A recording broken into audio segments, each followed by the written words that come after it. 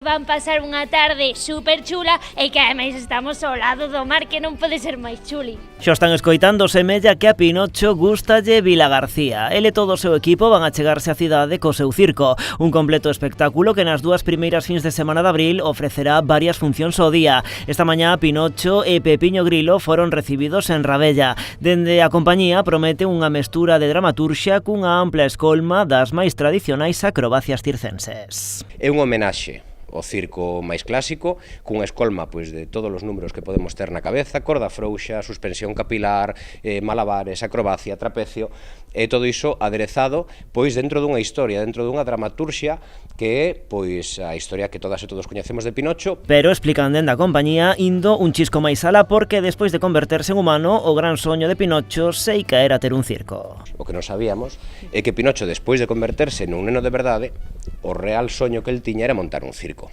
E, por tanto, ese circo é o que vai vir a Vilagarcía.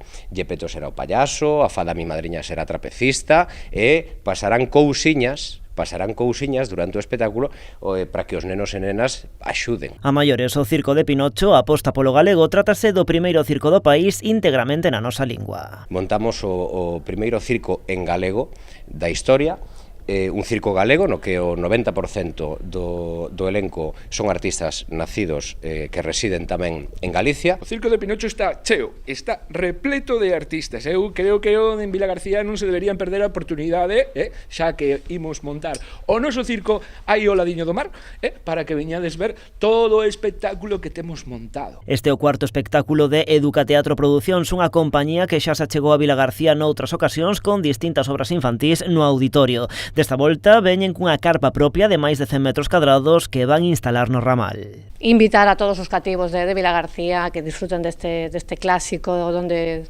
os haya, que van a disfrutar moito. É un espectáculo de circo pois moi divertido, sin animais. Os únicos animais poderán acceder ás mascotas, eso sí, pero non estarán dentro do circo.